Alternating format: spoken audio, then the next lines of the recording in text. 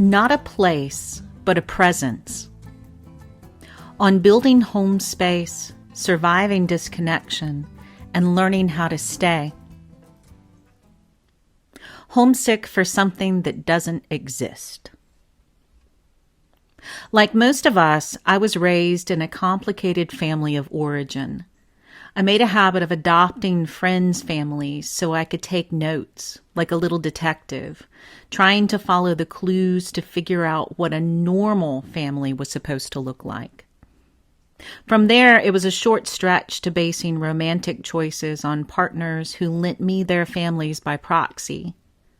That never worked out. Appearances are deceiving, and I found that surface-level unity dissolved rapidly into chaos under the microscope of allegiances and obligations that were usually hidden until a wedding was imminent. My first wedding was picketed in front of the church by a relative, by marriage, who felt I was going to hell for becoming Catholic. These were the ludicrous dynamics I'd come to believe were normal through frequency and habit. What? You don't have a crazy relative? There was one exception to the adopt a family marriage campaign. My Turkish family and ex-husband have shown more love and affection since our divorce than we ever managed in the thick of it. My daughter, they say when I check in, and the ex and I still sign off from our calls with a literal and true, I love you. The day after I arrived home from my last trip to Istanbul, my father drove me to his psychiatrist's office so he could pick up a prescription. I was in a state of shock.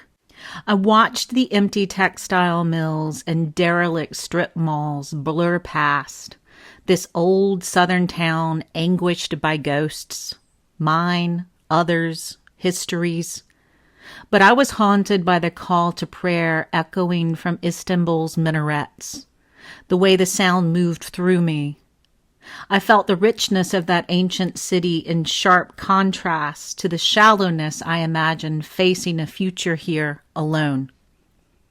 I would have done anything at that moment to have my broken marriage back, to have the lie of a loving family, to at least have the crumbling beauty of a place like Istanbul to escape to have a future in a place that wasn't here. I broke down in the parking lot of my dad's psychiatrist office.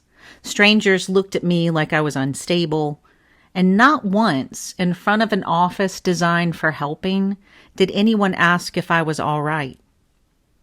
It would take me a long time to learn that the thing I was born homesick for was myself. There are two defining moments in my life when I was in crisis and someone showed up and shared space with me in a way that mattered. I thank them for giving me a template to follow anytime I sit lost and helpless beside someone in pain. The first time I was in college and a long-term boyfriend dumped me for a debutante a few days after my grandmother's funeral. I had a philosophy paper due for a ruthless professor. My friend Rush sat with me on the floor of his dorm room and held my socked foot while we worked on our papers in silence. The professor gave me a low but passing grade because he'd heard I was struggling and knew I was capable of better work, which was its own form of sharing space with my grief. The second time was when I returned from Istanbul and my friend Julie fed me canned soup and sat with me in silence in my living room, where tall boxes of my ex-husband's belongings balanced in fragile towers around the couch. When I've needed people most, it's never been words that reached me. It's presence. Not a place, but a presence.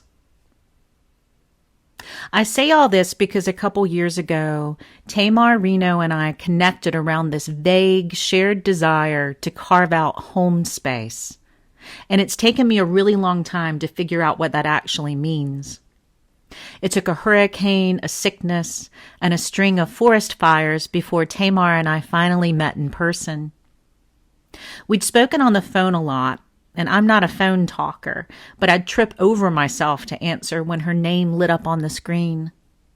By the end of our first call, we both knew we wanted to create something together. We just didn't know what that would look like yet. Forces of nature and force majeure gave us lots of opportunities to figure it out. After Hurricane Helene, I crashed hard.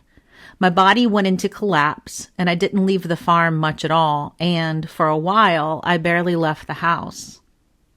Tamar kept calling.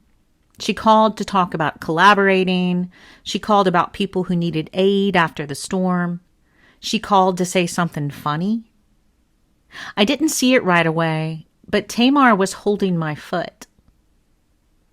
It wasn't just me that she showed up for. Every morning after the storm, she shared her words online. She connected a community in dire need, that is still in dire need, with resources and hope. Her voice arrived with zero judgment and without urgency. Like when her neighbor was too humble to take an offering of a casserole, she ignored his reticence towards receiving help and told him, laughing at the weirdness of the world, to shut up and eat. She might have said it a little more firmly than that. Tamar doesn't ask us what we need and then putter off when we draw a blank. You don't know what you need when you're in crisis. If you did, you'd fix it. Tamar just sniffs out the shape of a need and shows up to be of some service. We shared a communion of words before we ever shared snacks and an icy Coke. Making kin. Jen Crabtree is another one of those people that it's easy to build home space with. She found my corner of the internet after asking friends for leads on a horse farm accepting volunteers. And I had just gotten the nerve to accept volunteering from people outside our immediate farm family. Connecting isn't just about sharing space. To get there, we have to squelch the fears and defenses we've raised over the years, mostly for good reason. Jen and I see each other when she's finishing the Sunday morning feeding shift with Brandon, our resident horse whisperer, and I'm walking in to teach. This week, she told me about a recent Dax Shepard podcast where Jonathan Haidt, psychologist and author of The Anxious Generation, sifted through the surprising metrics of why we're seeing such a massive decline in teen pregnancies and drinking compared to numbers in the 1990s. Are kids making better choices? Or are they not connecting with each other at all? This farm has seen its share of disasters and regrettable choices in volunteers, staff, and clients. Every business has war stories, but if I wrote them all out, an editor would call them unbelievable and ask me to tone them down. I have every reason to be wary of new people. But as Tamar said in episode 2 of my podcast, the risk of living an ungenerous life is far greater than the risk of being scammed. Horses aren't meant to live in isolation. They're herd creatures. We call them herd animals as if it's a wild concept, as if we're not. When Jen first showed up to volunteer, I was still working through my own distrust of people. Years of misplaced hope and boundary breaches had made me cautious. I'd started to believe that keeping my circle small was the only way to stay safe. But some part of me still hoped for proof otherwise. Jen came ready to help, and she was open to learning as she went, looking us in the eye and doing the hard things without hesitation. Her actions spoke clearly and without ego. And she is funny in a way that catches me delightfully off guard mid-task when my boots are soaked and my patience is thin. Jen's humor feels like exhaling. She's never barged in or tried to prove herself. She just shows up with a quiet steadiness that makes it easy to breathe around her. That's what home space can look like, a soft opening up in possibility. Home space is a presence you don't have to earn because it's built on a foundation of trust.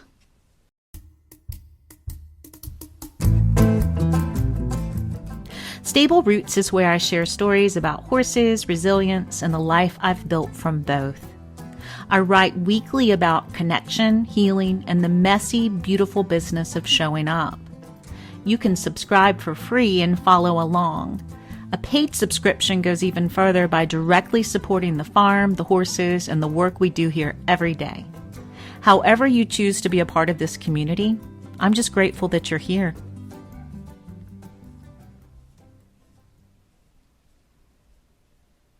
They come back. Not long ago, I hosted a homeschool group at the farm. It was organized by a woman I've known most of my life.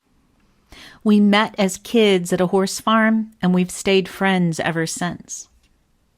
The farm also recently welcomed back one of our first barn rats, one of those kids who spends every free minute at the farm and usually runs in a pack during an evacuation from the smoke of nearby wildfires. In 20 years, we've raised a lot of barn rats. They come back to visit because this place will always be home space for them.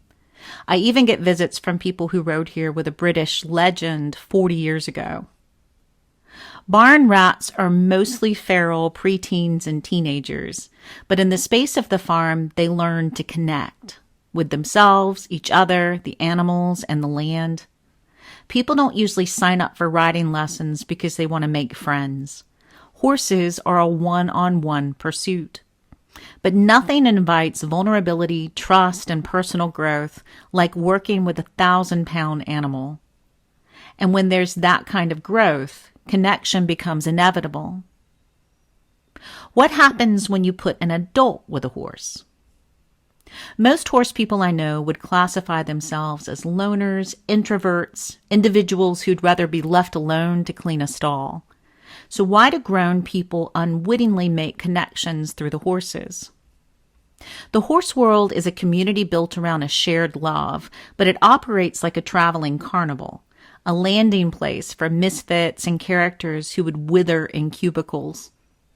I came to horses full-time because my so-called dream jobs, riding in the art world and working for a museum, were making me sick. I complain about the cold, bumble through the heat, and clamp my jaw against the rain dripping from the ancient barn roof. But the uncertainty of the weather lets me move more freely than the predictability of artificial light. Immersed in nature, my body finds its natural rhythms. The people I meet here, grumbling together under raincoats when storms cancel our sessions, have clawed their way out of rigid, unlivable structures. What we've found in this work is an aching relief, a soul-whispered yes. Farms depend on people showing up. From the outside, it might look like we just landed here, casually partnered with these ginormous creatures of flight, speaking some strange Morse code of feeling through a limp rope. But if you pull back the veil and look closely, you'll see a collection of people who climbed mountains to reach the one place where it's safe to live out our questions. And we do that together. Horses have a lot to teach us about living in groups. We like to act armored and self-sufficient, but we're not designed to go through life alone. What home space feels like. When Tamar finally visited in person, we met in the front yard like one of those videos of pets reunited with their people after years spent apart. I wouldn't have been brave enough to show her that kind of care and affection if she hadn't already offered quiet loyalty and kindness. She gave me something solid to trust. People can be pretty scary, but creating home space requires an innate sense that someone has your back, that you could call on them to pull you out of a ditch. In a recent podcast conversation with equestrian legend and animal communicator Kim Walness, she spoke about how animals don't understand the very human impulse of teasing. You know that thing we do when we bond with humor, often at someone's expense? I do it all the time. I self-deprecate to break the ice, to deflect, to survive first impressions. Humor is my armor, and laughter really is my medicine. But love doesn't thrive in places where you have to constantly guess whether you're being laughed with or laughed at. Tamar just makes me laugh. We ate snacks and talked about the whole world and then some. We communed for no other reason than to communicate. My farm was built in the shadow of a communications company my grandfather started in 1950. I grew up surrounded by the hum of frequencies shifting from analog to digital, and not just because I'm Gen X. I was shaped by radio waves and raised on a first-name basis with antennas and signal strength. Communications was a word I heard and used constantly, but I never really stopped to consider what it meant. Now we carry tiny boxes in our pockets instead of speaking in code over a CB. And still, with all that history of transmitting information, I'm only just beginning to understand what it means to communicate. And it has very little to do with words.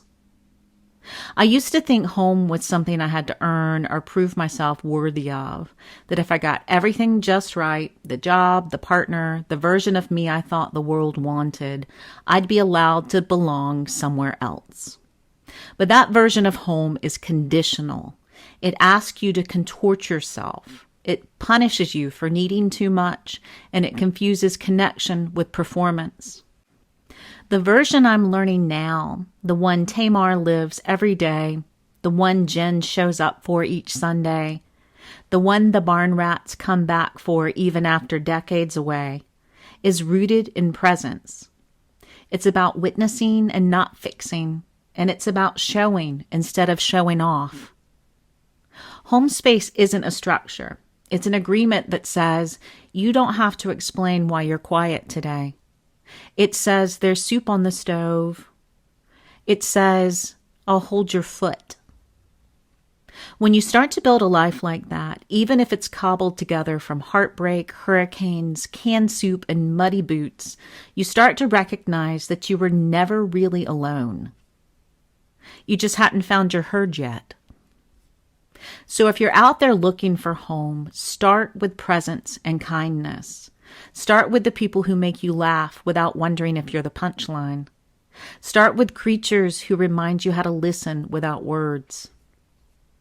Then build your barn, open the gates, and leave some soft light glowing in the windows to help people find their way.